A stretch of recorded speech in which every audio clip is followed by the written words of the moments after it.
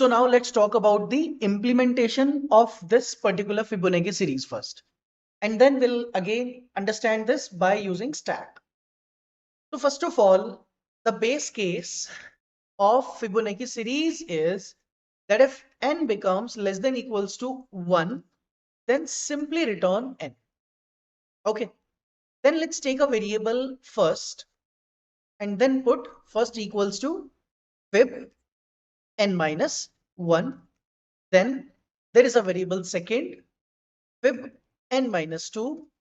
Then there is a variable result, that is first plus second, and then I will return result. Simple. This is the program we have. And now let's call fib function and just pass 5. That means I just want to print the fifth term. All right. Now, in order to understand the working of this program, what we are going to do, let's start debugging it line by line. So let's talk about the very first line that you called fib5. So it will go to this line. Okay, it will go to this line. Then check if n is less than equals to 1. No, because n is 5. Now it will go to this line. First is equals to fib n minus 1. So if I talk about my stack, if I draw the stack, in our stack, the very first call is f5 that we made from here. Even before this, you can do one thing. The very first call you can consider is of main function. The very first thing you called a main. Main calls f5. Okay, main function called the f5. Now f5 is called, and inside f5 it calls n minus 1, that is f4. Then it will call f3.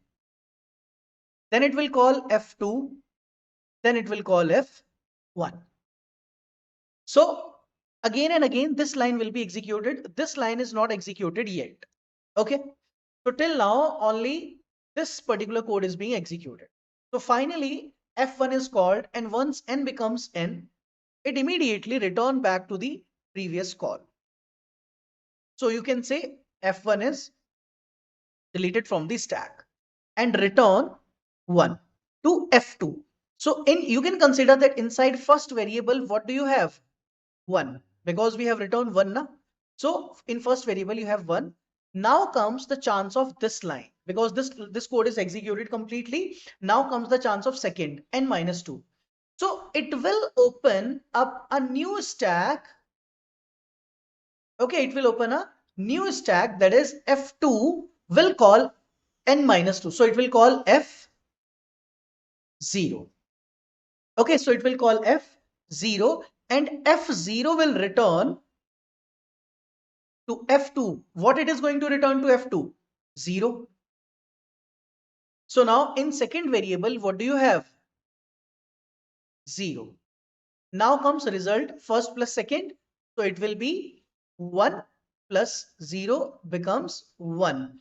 And return result. So this line is executed. Now comes the chance of this return result. So when it comes to this line, it will go back to first and store this one inside first variable. So still the value of first is 1. All right. The code is executed till here. So first, I hope you are clear till here only. And you can also say that this stack is deleted. Okay, because this call is completed, and now f2 is also completed because it has returned 1 to f3. So this call is deleted. So I'm just going to cut them out to show that these calls are completed. f2 is completed. Now there's the chance of f3. So now the chance of f3 is there. So once f3 is executed, it will call n minus 2. So that will be 3 minus 2. So it will call fib, check if n is less than equals to 1. Yes. So basically when f3 is called, it has opened already a new stack. It has already opened a new stack. Inside this stack, it has only called one thing, that is f1. So it has called f1, and f1 will return 1. And once it returns, it gets out of the stack. So 1 is returned to the f3. So now 1 comes from here. First already contains 1. So in second variable, you again have 1. So this time 1 plus 1 becomes 2. Return result back to first, and first becomes 2. So F3 has returned 2 to F4. I hope this is also clear. All right. I hope you are clear till here, because I have called F3. Once we call F3, F3 will simply call F1. Okay. Now comes the chance of F4. All right. Now comes the chance of F4. F4, it means if I do n minus 2, that is 4 minus 2. So 4 minus 2 is 2. And let me remove everything from here.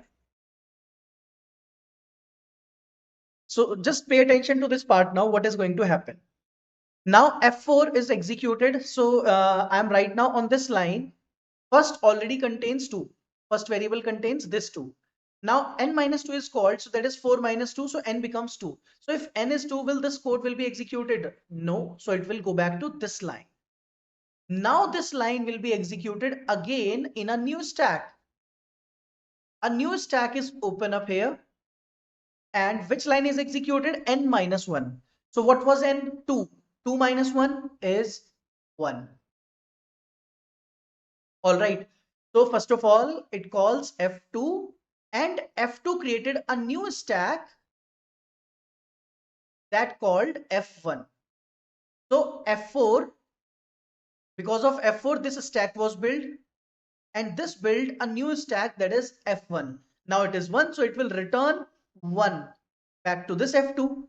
And now F2 will build another stack to call, actually not another stack, you can say it is going to call F0 actually, that will return 0 back to the stack. So it will become 1 and it returns 0. So again it will become 1 plus 0. So at the end it is going to return 1. The whole stack will be executed. So F4 in first variable, earlier it was 2. Now because of F2 I am receiving 1. So 2 plus 1 becomes 3. So it is going to return 3 to F5. Okay, I hope you are able to understand like this. And now finally F5 will open a new stack for F3. Then F3 will open a new stack for F2, F1. So this will keep on opening up the stack and calls. I hope it's clear to you that how exactly the stack is working. So they are going to keep, they will keep on opening up the stacks and calls like this. So there will be one stack for this, and there will be one stack for this. Okay, so it will keep on open and close those stacks. So this is how the stack is going to execute for this Fibonacci series program. Right now, we was taking a smaller number. Later on, we'll be having a little bit more complicated programs. The stack will be huge. So make sure that you are very clear with these programs till here. So this time we will understand this program using the debugging part. Okay, so in order to debug this program, just put some breakpoint on if condition, first, second, result, and return result. Okay, and now just go to start debugging. So let's see how debugging will be performed. So now we know n is 5. So this if will not work. So it will call fib n minus 1, n will become 4. Now again n minus 1, n will become 3. N minus 1, n becomes 2. And you can even open your stack here. Okay. Then this is n minus 1. This is 2. Now n minus 1 again, 1. Done. So now fib n minus 1 is executed till here. So once we have fib n minus 1 till here, n becomes 1. It will return n to first variable. Now in first variable, n will be 1. And now because we have returned, so it has returned back to the previous call where n was 2. So now n is 2. I hope you are clear till here. So you can understand this thing that once you build one stack, so once it has called the F5 function, F5 called F4, F4 called F3, then F2, and then F1. Now F1 has returned. So once it is returned, so n is 2 here. So that's why it is showing n is equals to 2. Okay, now we know that n is 2. All right. Now if n is 2, so it will call fib n minus 2 function. So from here, it will open a new branch for another stack. A new stack will open. All right. So it has become 0. N becomes 0 because this is 2 minus 2, 0. Now return 0 to second. So first is 1 and second is 0. And now 1 plus 0, 1. Return result 1 back to the first. And n becomes 3. Okay. So it has returned 1. So first it returned 1. F1 returned the 1 and then F2 called 0. So that's why it has 0.